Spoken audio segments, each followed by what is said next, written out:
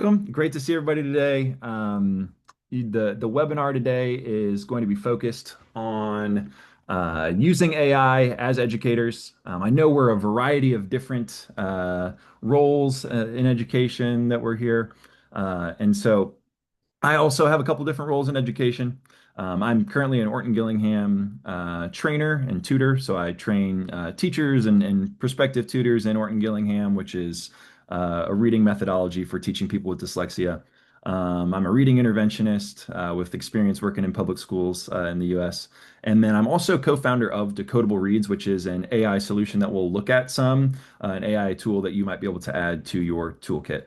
On the webinar today with us, Joe is also here. Joe will be kind of monitoring that chat and answering questions about decodable reads or about using AI in education. And Joe is not an educator by trade, but is an expert on implementing AI and using different AI solutions. And so, yeah, so if you have not yet and you would like to share quickly, let us know in that Zoom chat what ways are you using AI currently, and we're going to get things rolling because I know this is all about saving your time. So we want to make sure we're really respectful of your time.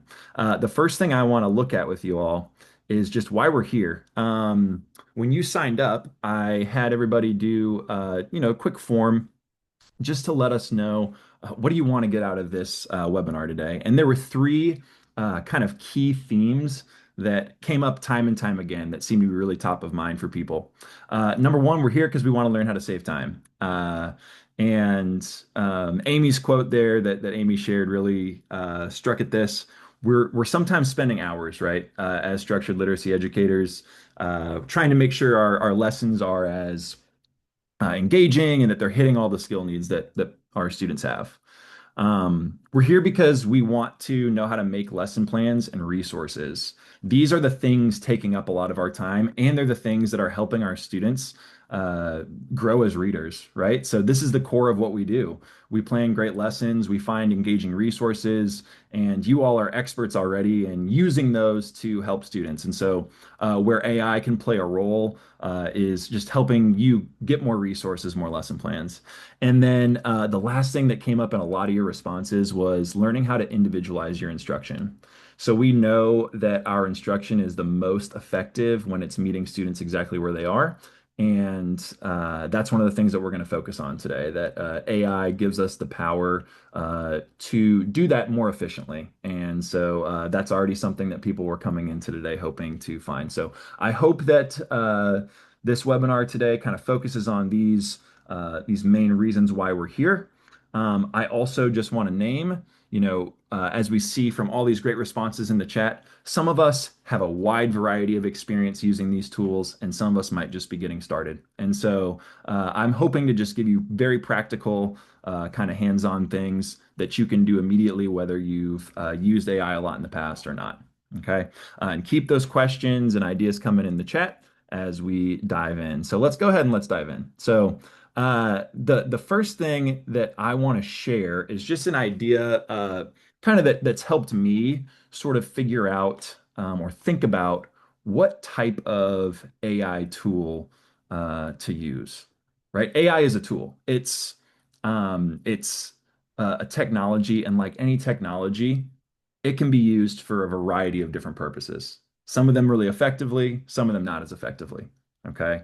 And an analogy that's really helped me when thinking about AI is this idea of like actual power tools or tools that you would use when you're doing a project, right? So let's say we're doing a project, maybe we're building a birdhouse or something. Um, there are some things that we can get done with a hammer on that project, right? And I like to think of the hammer as kind of like our general AI tools.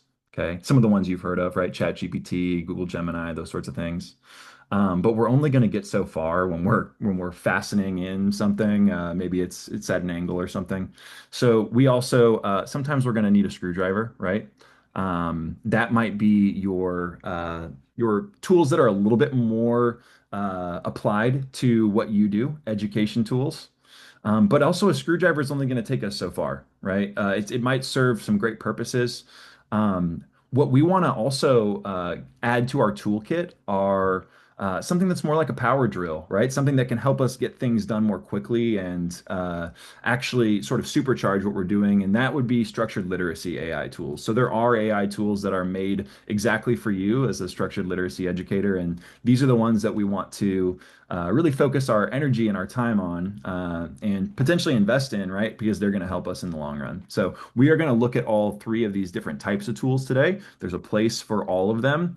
And they're all things that I use, when I'm delivering my instruction or planning for my instruction to be effective. So let's talk about these general AI tools first. I'm imagining, and I've already seen some of these mentioned in the chat here today, that these are tools that we're pretty familiar with. Okay.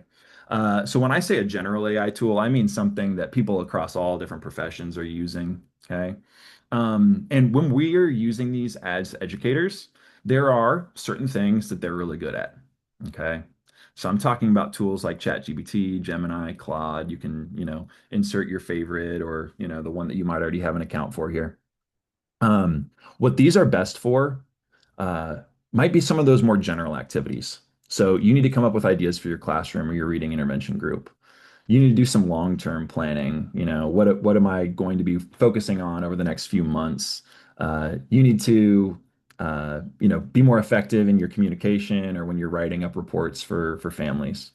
My main tip that we're going to kind of focus on with this is when you're using these tools, give them lots of context, tell them a lot about what it is exactly that you need, and then go back to that exact same chat over and over again where it knows about what you need and use that context to help get quick answers. So let's go ahead and let's look at this in action. So I am not going to be offended today during the webinar if you're not watching me very much and if you're actually on some of the tools that we're looking at. So feel free as we are in today's webinar to navigate to some of the tools that we look at. But we're going to actually go to Google Gemini first. And so what I wanted to demonstrate here, this is something that I do a lot where I'll give a pretty detailed explanation of what I want kind of upfront, and then I'll return to that same chat over time where I no longer have to give it a whole detailed explanation. I can just give it a few words and it knows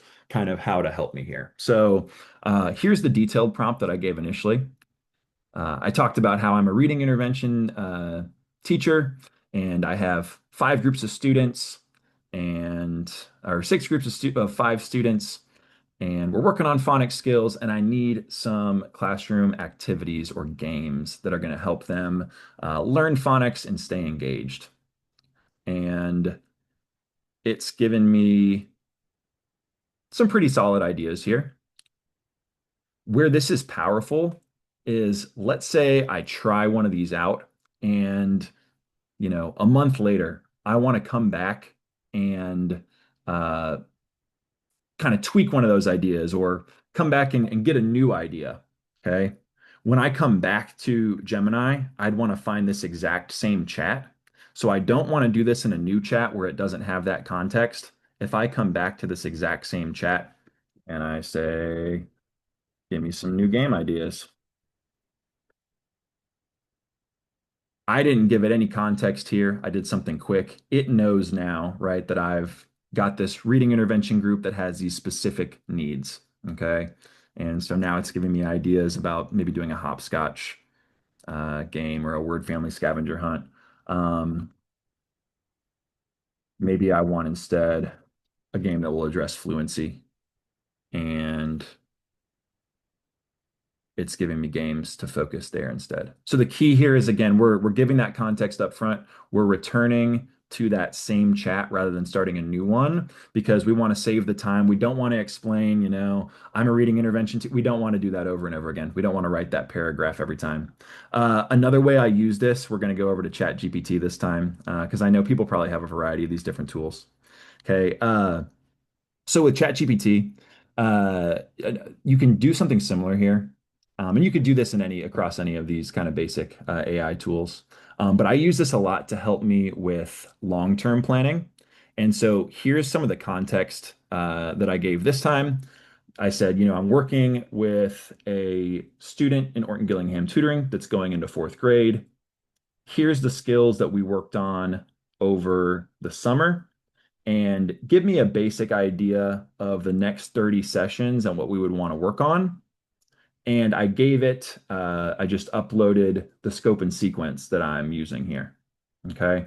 And so again, you want to be careful not to put anything that, is private information, obviously, but this will, it's here broken up into some of the targets. It's taking a look at what I've taught the student already. I've given it that context, and it's telling me, okay, here's my next kind of phase of what I might want to focus on, right? There are some really high usage vowel teams that we haven't worked on yet. Again, I had to give it my scope and sequence to do this, okay? And let's say we're a couple months later and I've kind of worked through this and planned out, and taught maybe the next 20 lessons or so. Um, I might come back to this exact same chat and say, I've finished phase two here.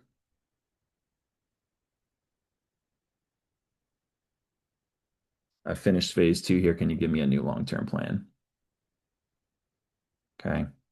So again, this is just a way that you can kind of keep track, ensure that you are addressing, all of the specific skills that your student needs. Again, you have to give the context here. If you give that context, you're able to come back over time and just give that really quick command. Hey, I finished phase two. Can you give me a new long-term plan? Use that to help. Okay. So when we talk about those general tools, um, I would be hesitant to have them do things like try to write you a decodable story, try to give you lesson plans. Those might be good in a pinch, but these are general tools, right? They're meant for people across any profession for all kinds of different uses. And so that ability to just kind of give that context up front, come back, give it a quick command, and have a starting point for doing something like long-term planning can still be really useful. Okay. Let's get on to some of these education AI tools. These are what we might think of as like in our kind of corny analogy, our screwdriver, right? So these might be a little bit more tailored towards something specific or unique that we need to do. They're made for educators. Okay. And there are tons of these on the market. You might work in a school or an organization that has access to some of these tools, and there's some neat stuff that they can do that might help you specifically when it comes to structured literacy. So what I've found is a lot of these tools are really great for differentiating texts.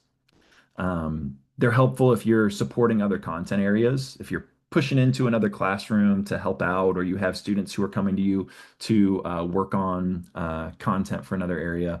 And then let's say you've got a well-deserved day off and you need some sub plans. There are some solutions there as well. Some of those lesson plans that we every once in a while in education we have to submit to check a box. Sometimes these tools can help us, submit a lesson plan that checks a box. And so one tip I want to give with these, use a browser extension. We're going to look specifically today at Brisk, which if you're using Chrome, has a browser extension. And I'm going to show you how that works in a second, but that will really save your time from having to, open up another platform among all the different various tabs that we all have open when we're lesson planning and creating resources, right? So if you do want to check this out, let me go ahead and put the link here in the chat to take a look at Brisk. And what I did when I first came on Brisk, literally I just pressed this green button here, add for free. Um, that will add it as a Google Chrome browser extension. Now I'm using Chrome. I know that they also, are on a few different browsers as well. So whatever browser you're using, if you want to, try this out, or if you just want to watch on my screen as I kind of show you how Brisk works. But once I've added it as a browser extension, it's going to pop up for me in this little black box here down in the bottom right of my screen. Okay, and let's see what Brisk can do. So Brisk, I would really recommend for differentiating texts. Okay, so let's say that I am supporting in a fifth grade room, and some of the students that I have in reading intervention are in that room with me, and we're working on this text here. I'm on ReadWorks, which if you haven't used or logged into ReadWorks before, I also recommend that as a great place to find some of these texts. But here's what Brisk can do. So again, I've got the browser extension. I'm right here down in the bottom corner. Once I've got this particular text pulled up, and this is let's see, this is a fifth grade level text. Okay, its Lexile is 900. Feel free if you want to start skimming a little bit. What kind of the text complexity here. What Brisk will do is level this for us. So if I click that icon and hit change level. Um, I can have it write this same text roughly at a different grade level. So let's say I want it to be at more like a second grade reading level. I can hit change reading level and it will actually open up a Google Doc for me and it will start writing that text at a new level. Okay. So looks like we're still getting the key idea of peer pressure here, but the text complexity is a little bit more approachable. So again, if you're working with a more complex text that you want your, foundational readers to be able to access, or you are, you're supporting in another room, you are wanting to integrate, you found a great nonfiction text and you want to integrate it into your first graders unit on something, and you're wanting to ensure that it suits their needs. This is kind of a cool tool for that. Couple other very quick things that the Brisk browser extension can do. You can also, back on this web page, I can create a quiz and choose what level I want it to be at. So let's say I want to keep it at second grade. And oh, it's popping it in a new window for me, so I'm not positive you all are going to see it right away. But we can have it create a comprehension quiz. Another really nice feature here that I've used is, again, I'm here on this one. I'm going to hit change level, and this time I'm going to have it uh, write in Spanish. Okay. The students I work with here in the US, many of them speak Latin American Spanish. And so I might choose that, but you can see we've got all kinds of uh, different modifications we can make there. And maybe my students are at the fifth grade reading level in their home academic language. And I want to make sure maybe they're even ahead, right? I could modify the text there in their academic language and or in their home language, right? And so um, you've got an idea of how that works there as well, right? So these tools that are made for educators, um, they're they can be useful. They're focused really on hitting the needs of all of us across education, right? So Brisk is something the public school district that I most recently worked for, they uh, bought it for all their teachers across the district, right? So it's something that their first grade teachers were attempting to use and their high school teachers were attempting to use, and it serves some needs, right? But for us in the structured literacy field, we want to make sure we also have access to tools that are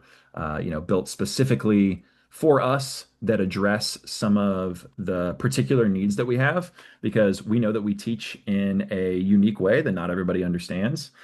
We target students exactly where they are, and we address a lot of those foundational needs. We work on phonics and comprehension, and we teach skills in a very structured and orderly way. And so we need tools that can kind of match that. Okay.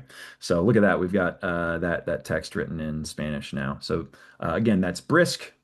Couple other uh, things you can do there that we mentioned were create those quick comprehension activities that go along with your text as well. All right. Okay, let's come down to this third type of tool here in our analogy, right? And this time we're going to talk about the most powerful tool that we'll have in our toolkit, and these are AI tools that are actually built for structured literacy. And so this is an emerging field. This is something where hopefully we have more folks who are versed in structured literacy and know what it actually takes to be a reading interventionist or a primary grade teacher or a dyslexia tutor, and what helps and what actually works for students making tools. But where I've found these are most helpful for doing things like creating decodable texts that are truly decodable, as I underlined it here. ChatGPT will try at that task, but you might find the text that it creates not actually suiting the specific needs that your students have. Uh, for creating structured literacy lesson plans, right? Not the types of lesson plans that we submit when we're trying to check a box, but the ones that are actually guiding our instruction, the ones that we're using to make real difference for our learners. And reading fluency practice is another interesting use of AI that I've seen. Uh, the Microsoft Reading Coach is a new product that's helping uh, students build reading fluency by reading passages. Okay. So the tool that we're going to look at today is decodablereads.com. And I will put a link there in the chat as well. And I'm the co-founder of Decodable Reads. This is a tool that I helped to create kind of out of my frustration as a structured literacy educator, and out of the great potential that I was seeing with AI. So my frustration with some of the general AI tools that we've looked at and the education-based AI tools that we've looked at not truly meeting the exact needs of the students I'm working with. Um, and so I've figured, you know what, the AI is, it's really powerful. It's going to be here. I could maybe be part of the solution in helping to create some tools that actually will meet those needs. And so my tip here, you can use AI to target students' exact skill needs and their unique interests. And we're going to look at how to do that with Decodable Reads. So let's give you a link down there in the chat. Again, if you would like to just watch on our screen here. Totally fine. If you would like to instead go and start kind of navigating some of these tools that we'll look at, of course, go for it. When you do arrive on the homepage for Decodable Reads, you're going to hit up here. It'll say Get Started. And I'll give you some reminders and some specific login instructions later, but I want to get right into showing you how this particular tool can save some of your time and create some really engaging resources. So once you're into the the app, the kind of the landing page here is a tool you can use to create custom decodable passages. And so we know for our students, we want to ensure that when we make a passage that's decodable for them, it's decodable for them in particular, right? It's not a decodable text that generally tries to hit one particular skill and maybe doesn't hit other skills that we've worked on. We want it to be customized exactly to what our students are practicing and what they've been taught. And so this tool allows you to do that. Just a basic rundown of how you can use this tool to create decodable passages. The first thing you're going to do is select which skills you want to focus on in the story and which skills you want to target. And so you can find those different skills by toggling here and then by scrolling down through the list of skills. Now, the first few categories of skills here, words like CVC words and basic blends, right now, these are always going to appear in the stories that you create. But from there, I can customize the exact skills that I want. So let's let's say that I'm working with a student in a tutoring session, and this student and I have worked through consonant digraphs, and this has been a big focus for us. And let's say that I'm about to teach this student the NK word ending, and that's the skill that we're focusing on in this particular lesson. Here on the right, I want to choose that as my target skill. So again, all the skills that we've worked on thus far that I want to see explored and kind of featured in the story here. And then the particular skill that I want really targeted here on the right. The next step is to choose a topic for your story. So if I scroll down, you can see some of the other skill offerings here that we'll come back and we'll look at in a sec.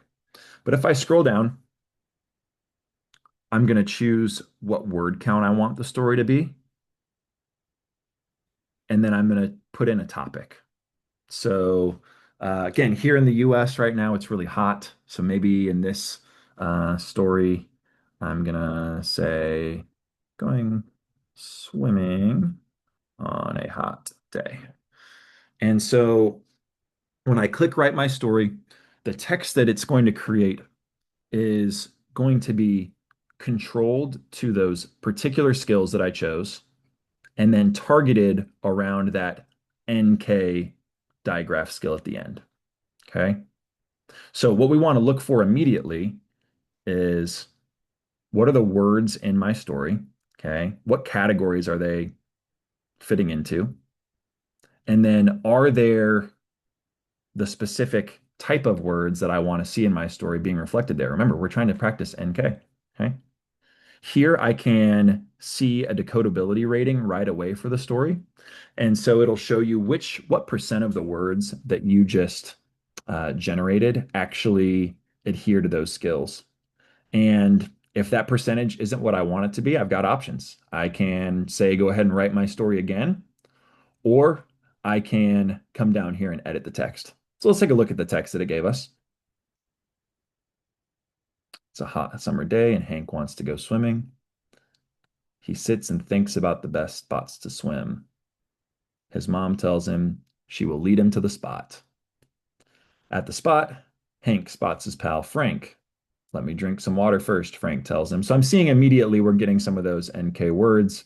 We've got a basic text. Okay. Again, if I would like to try that one again, I can simply hit write my story again uh, and get a new text here. Once we get our new text, I'll show you a couple other things that you can do here. Oh, this one's 98% decodable. So there 98% of the words are matching up with the particular skills that I input. Let's say again that I want to change some of those words out of here. We do have a new text here. We've still got Hank, right? We want to get those NK words in there. Um, but let's say there's a particular word here that I want to edit out. Okay, maybe we don't want that word ground in here. That OU might be tricky. Okay, Frank helps Hank sink. Let's just say that. Okay. And of course, I want to read my text first and ensure that it's going to meet the needs of my students. The next thing I can do is create a comprehension quiz. So this is going to generate automatically. It's got a couple multiple choice questions and a couple open response questions. And these are also decodable. So these are questions that the students can access, at their level. And then I can download and it's going to put this together into a little student-friendly printable handout for us. Stretch words at the top are those words that didn't meet the particular skills that we input. So those might be ones to practice with the readers ahead of time or just to be ready to help them with.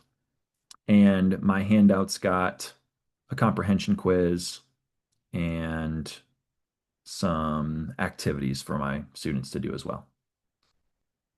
Okay, let's come back to this main interface here, and I'm going to refresh, and I just want to show just show one other use case here because we know for our students, reading about going to swim on a hot day when it is a hot day, that's really engaging, right? They can relate to that. But our students have really specific and unique interests, and they want to see those interests reflected when they're learning to read. They don't want to always, or they're not always the most engaged, especially our older readers, by those foundational texts that feel babyish or like they're speaking down to them, right? So, where our tool is best is at really reflecting students' authentic interests. So for this particular example, I'm gonna show maybe a little bit more of an advanced student. Now here on the basic tool here, I do need to go through and choose all of the skills that my more advanced student has. Now, if I know there are particular skill gaps that I haven't worked on with that student yet, I can just click those off. Okay. Um, but I do want to I want to go through and I want to choose all the skills that are fair game for that student to practice because we've worked on them, or I know that by their assessment that they've got them down because those are going to pop up in our story for their practice. But let's for this particular student, let's say that we're working on some prefixes and suffixes, and we're working on a really tricky skill here, shun, Tion, shun, and we've gotten down a couple suffixes so far. And let's make our text a little bit longer this time for this more advanced student. And let's put some names in. So, and maybe some of the particular interests that the student has. We'll do Harrison and Jamila battle Pokemon. These are the kinds of prompt ideas that my fifth and sixth grade reading intervention students were giving me constantly. Did not get a whole lot of let's go to the park on a summer day, but that's also engaging. Uh, and so let's take a look at the text we've got here. Again, our focus here that we targeted. Oh, let's make sure that we targeted it. There we go. Let's try that again with it targeted. So key point here, you want to ensure that you do choose a target if you have a particular skill that you want to see reflected. So let's write this story one more time with shun targeted. Um, but it's going to take the students' names. It will read as decodable. Okay. So if you want to put in your student's name or their friend's name, or something specific that they're really interested in, right? Pokemon's a tough word to sound out, but we're giving it that information, so it's seeing that as fair game and putting it into the passage. All right. So here's our text. Uh, we can again look through the different words that are in the text, and our focus skill is shun. And let's see what we've got about Harrison and Jamila. So Harrison and Jamila sit at a station waiting for the next action. They grip their red and black game boxes with attention. The two pals want to battle Pokemon.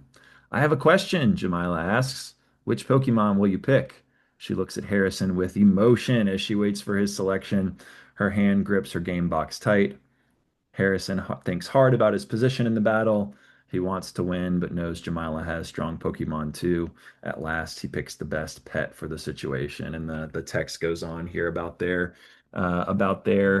battle. Our texts here are going to have a kind of a clear beginning, middle, and end, and they're going to focus in each paragraph on the particular phonics skill that we're wanting to focus on. Uh, we'll generate a quick quiz for this one as well. So we've got questions like what are Harrison and Jamila waiting to do? How do they feel at the end of the battle? Oh, looks like Jamila was our winner.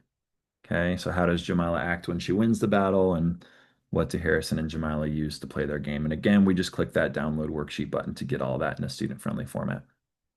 Okay. All right. You are probably thinking to yourself right now, okay, this is helpful. We can create decodable text. We can really leverage AI to meet the specific both skill needs and interests of our students. And we built those pretty quickly. Where I want to show you though, we can save you the time of having to every time we write a new story, go through and click these boxes. Um, and the feature here that I think will save everybody the most time and help meet the needs of their learners the best is actually this classroom feature up here. And so in the classroom feature, the things we're going to look at here are generating Orton Gillingham tutoring lesson plans. So generating lesson plans that have things like basic OG drills, word lists, dictation sentences, and those texts, and generating more stories. But we're going to specifically focus on skill profiles for students that we've set up so that we don't have to go through and check all those boxes every time, so that we can save the student skills and make sure that we are just adding the next skill that we want to add to their practice, each time that we teach them something new. And so once you're on that classroom feature, you create a classroom very simply by just typing in the name of the classroom. So let's go take a look at my OG tutoring classroom that I've got here. And we're on summer break right now. It's almost back to school time, and so we're kind of ramping back up. And I've got two students that I'm working with, and let's say that I'm working with a new student in Horton Gillingham tutoring. And so to make this new student's profile, all I've got to do is put in a name and a username. Whoops. Looks like we've already had an Ava J. Let's do, there we go. And so I've got this new student, Ava. What I'm going to do is click Manage Skills, and I'm going to, maybe I'm basing this off of the assessment that I've done with Ava already. Maybe I've got a report from Ava's previous tutor. Maybe I know that Ava is kind of just, we're at a starting point, right? So you can take this and differentiate it to all of your different students that you work with. So for Ava, let's say that Ava, um, like many students, she kind of had a variety of different skills that she was really proficient in on her initial assessment. And so um, we want to customize this exactly to Ava's needs here. She had some vowel teams that she could read and spell proficiently. Um, but there are still some really key foundational skills that she's missing, right? Okay, so I want to come down here and I'm going to save Ava's skills. And now that I've got some skills saved for her, I've got some options. So the next thing I want to show you is creating a lesson plan for Ava. And so I can do that right here by just going up and clicking Lesson Planner. What this is going to have me do is choose some review skills I want to work on in this lesson with Ava, and then choose a new skill to focus on. And so let's choose a couple review skills. Let's work on couple of these skills that are a little trickier that Ava did show that she's got but could use some review in. And then for our new material, I noticed that that QU was still a foundational skill that Ava was missing.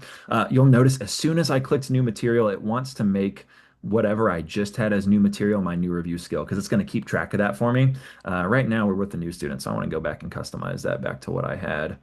And here I'll just click generate the lesson plan for Ava. And uh, here, if you've led OG tutoring lessons, or if you've taught a curriculum like UFly, or done other structured literacy tutoring or teaching, this may look familiar. It's an auditory drill. So what it's doing is it's taking these different sounds that we're going to work on that sound to symbol correspondence with Ava, and we're going to pronounce these different sounds to her. And it's giving us the different spellings that Ava knows for those sounds already. So it's sticking really closely to those skills that we just checked on for Ava, and gives her a good kind of mixed practice to work on. Here I can change these. okay, as needed. Maybe this is more skills than I know Ava can kind of take on right now, so I want to take a couple of them off. Maybe there's a skill that I really want to add. Of course, I can add that here too. The next thing we're getting is a list of words to read and words to spell for that first review skill that we put in. So we mentioned we wanted to work on CH in this lesson. So I've got reading list here. I've got a spelling list here for Ava. I can go through and I can, these look pretty fair for Ava and what she's got, but I can go through and I can, oh, EA. I'm not sure if we've worked on that vowel team yet. I might take that one off. Okay. And then again, I've got a similar word list for our review skill. I've got a word list here to read and to spell for our new skill, my new concept, which is QU. The next thing I'm going to do is click generate sentences, and we'll get some practice sentences here. These are sentences that I could, use as sentence dictation for Ava, or I could have her practice reading them to me. These all align to the exact skills that Ava has mastered and the ones that we wanted to work on in this lesson. Here we've got our story generator built in. So maybe I want to create a story about Ava drawing pictures of cats. It's going to automatically target that QU sound and spelling to practice in this particular text. Okay, so we've got Ava at her desk with a quick grin. Okay, of course, you can go through definitely and ensure that this text is going to meet the needs of your student. Edit it as you would like. And then similarly to before with the text, you're going to download that lesson plan here. This is something that you can continue to edit and ensure is going to be really high quality for your students. It gives you an excellent starting place for planning an OG lesson. And you can print this. You can share it in a virtual tutoring session. You can send the text home with your students to practice after their session or do with it whatever you need to. Okay. Speaking of home practice or independent practice, one final feature that I want to take a moment to show, and then I know we've had some great questions coming into the chat, and so we're going to get right to that Q&A and talk about have the chance to hear from all of you some of the strategies that you might be using or questions about anything that we looked at. But let's go back to our classroom here. Again, we said that this classroom is going to be probably the feature that's the biggest time saver for you. And let's say that I'm teaching, I'm not a tutor in this case, I'm teaching first grade, and I've got a class of 20 students here, and I've set up profiles for all 20 of them. And I'm implementing some structured literacy as a first grade teacher, as I'm, working with my students and helping them learn to read. And so when I go to set up my class, now I've got all these students. Let's say that we're working in first grade. We're early on in the year, and we're working on that magic E. And U with silent E is tripping up a lot of my students.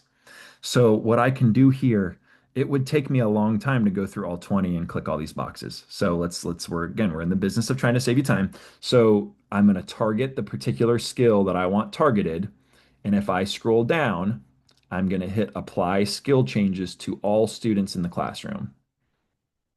So this is going to save that particular profile for all of those students. So all 20 of my students, we just worked on that same lesson. It's going to save. Let's just check. Let's make sure Iris is on the same spot. Yep, she is. Okay. And so it's going to save that particular uh, kind of sequence of skills and what we've got for all of my students. If you've got one-to-one technology, this is where you could get all of your students reading some texts on their preferred topics on the exact skills that you are working on with them.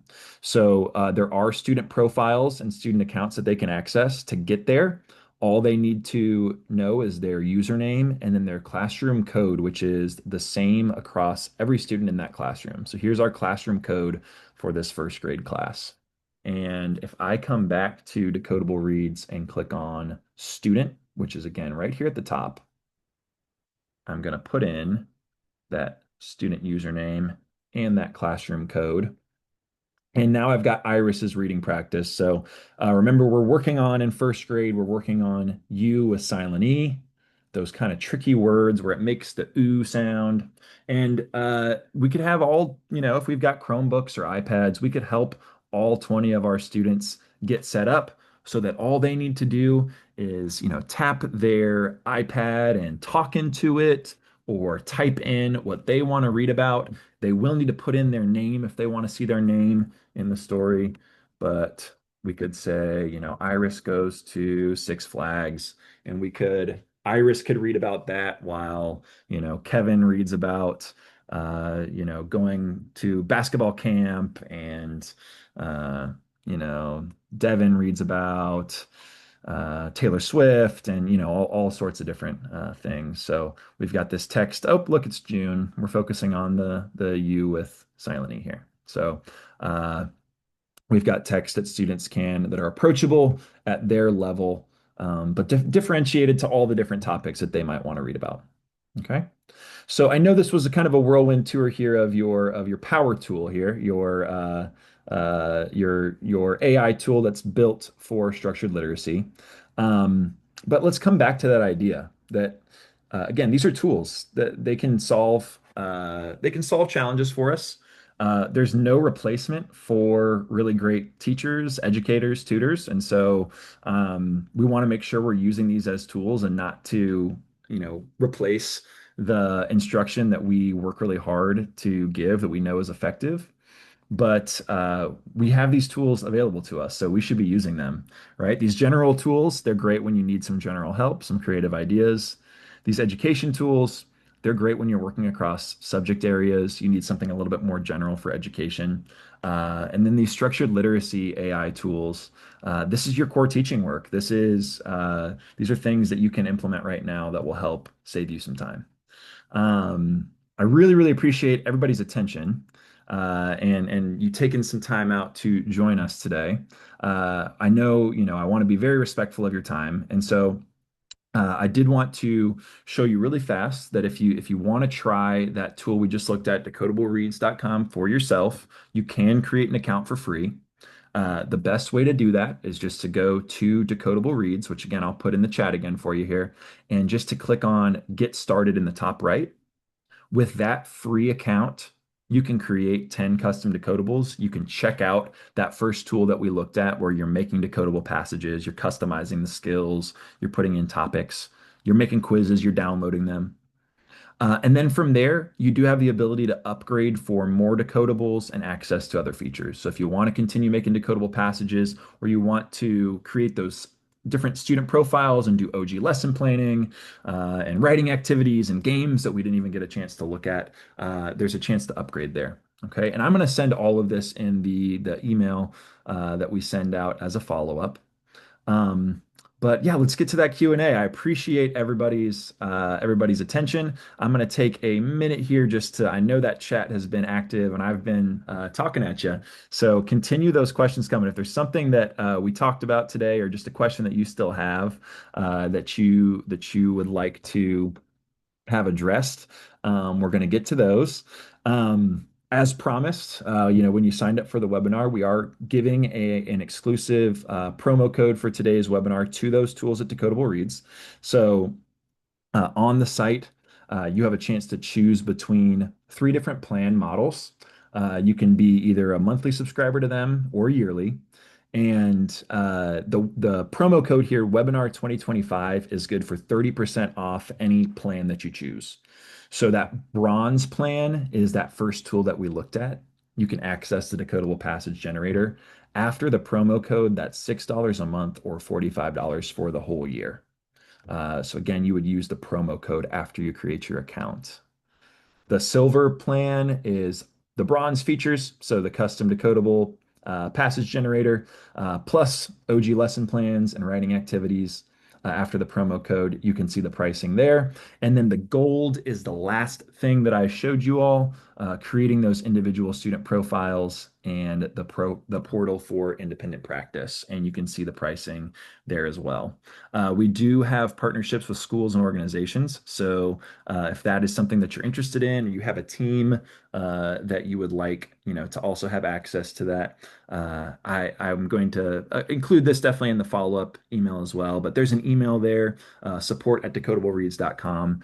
They would be more than happy to kind of work with you to get you set up for your organization or your school. So I'm going to get that chat open and start answering some questions. And if you have answers to those questions too, I hope you'll share some of your feedback in the chat and some